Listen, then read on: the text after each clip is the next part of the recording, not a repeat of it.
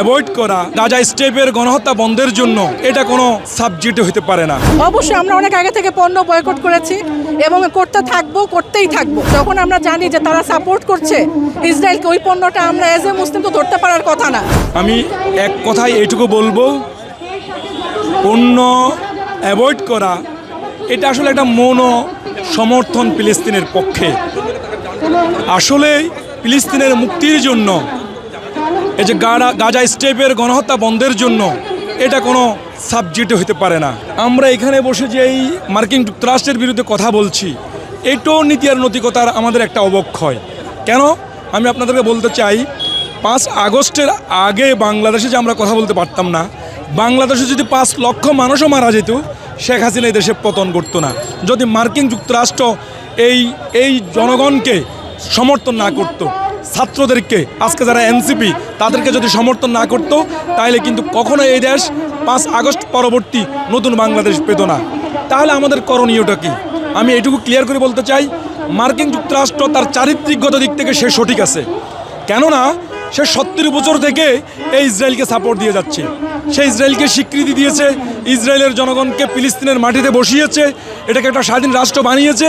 সে তার নৈতিক জায়গা থেকে রাইট আছে। রাইট তাইলে কারা নেই? রাইট নেই আমরা মুসলমানেরা, রাইট নেই তুরস্ক, পাকিস্তান, কাতার, সৌদি আরব এবং আরব আমিরাতের লিডাররা। এই যে আবাবিল পাখির কথা বলা হচ্ছে, আবাবিল পাখি আর পৃথিবীতে আসবে না। কোরআনে এই ধরনের আর আসার কোনো ইঙ্গিত নাই। যদি আসেও তাহলে পেট্রোডলারের যারা মালিক মুসলিম এই লিডারদেরকে আগে হত্যা করবে। কেননা আমরা শিয়া সুন্নির নামে বিভেদ চড়াচ্ছি, আমরা বুকে না কোমরে হাত দিব সেটা নিয়ে আমরা দ্বন্দ্ব চড়াচ্ছি। অথচ আমাদের যে নৈতিক দায়িত্ব, আপনি একবার দেখুন, পাকিস্তান পারমাণবিক অস্ত্র সজ্জিত। পাকিস্তান যদি একবার বলে আমি আমার কয়েক হাজার সৈন্য আমি ফিলিস্তিনে পাঠাচ্ছি, সৌদি আরব পেট্রোডলারের মালিক, সে যদি একবার তেল অবরোধ দেয়, এরপর সে যদি বলে আমি আমার সৈন্য পাঠাচ্ছি, কাতার তো কিছুটা করে যাচ্ছে। তুরস্ক, আমরা এরদোগান সাহেবকে আমাদের অলিখিতভাবে একজন খলিফা বলে থাকি, উনি তো ভাই অনেক আগে ইসরায়েলকে স্বীকৃতি দিয়ে বসে আছেন। অবশ্যই আমরা অনেক আগে থেকে পণ্য বয়কট করেছি এবং করতে থাকবো, করতেই থাকবো। কি হবে জানি না, কিন্তু পণ্য বয়কট করতে থাকবো। আমরা এজ এ মুসলিম আমরা পারবো না এটা বয়কট করার জন্য না। যখন আমরা জানি যে তারা সাপোর্ট করছে ইসরায়েলকে, ওই পণ্যটা আমরা এজ এ মুসলিম তো ধরতে পারার কথা না। আপনার ভাই, আপনার বোন, ইভেন মুসলমান যদি নাও হয়, যাদের পৃষ্ঠপোষকতায় এগুলা হচ্ছে, আপনি কি পারবেন? এটা পারা যায় না, পারা যায় না। কোকা কোলা এগুলো যতগুলো জানি আমরা, অনেক কিছু তো জানিও না, অনেক প্রোডাক্ট আমরা জানি না ইসরায়েলি, বাট আমরা জানি না। বাট যত যেগুলো আমরা জানি ইসরায়েলি, আমরা বয়কট করেছি এবং করতে থাকবো। অবশ্যই বয়কট করলে আপনার অবশ্যই তারা প্রবলেম পড়বে, ইকোনমিক্যালি অবশ্যই পড়বে। এছাড়া তো আমাদের কোনো কিছু করার নাই, কারণ যত বড় শক্তি আছে, আপনি যারা যুক্তরাজ্য সবাই তো তাকে সাপোর্ট করতেছে।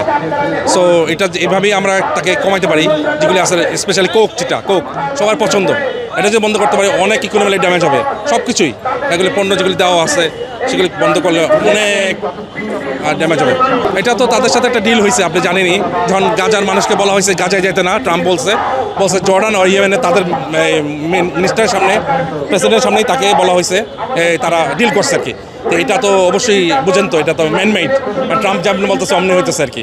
তো এটা তো ঠিক না। আপনারা যদি বাড়ি করে বলা হয় আপনি ঢাকা ছেড়া আপনি ইন্ডিয়া যা থাকেন, আপনি থাকতে পারবেন? আপনি যে দেশ ছেড়ে যেতেছেন, বলতেছে আপনি বাংলাদেশ ভালো, মানে আপনি যেন সেফ না, মানে ট্রাম্প এটা নির্ধারণ করতেছে, মানে কোটি মানুষ এটা নির্ধারণ করতেছে। বর্বর ইসরায়েলের এরা যেভাবে আগ্রাসন চালাইতেছে গাজার, আসলে আমাদের তো আসলে ইকোনমিকভাবে বয়কট করা ছাড়া বা প্রোটেস্ট করা ছাড়া সরাসরি তো কিছু আপাতত করার সম্ভব নয়। এজন্য আমাদের শুধু মুসলিম বিশ্ব না, সকল দেশ যারা মানে মানুষ হিসাবে সবারই আগে আসা উচিত।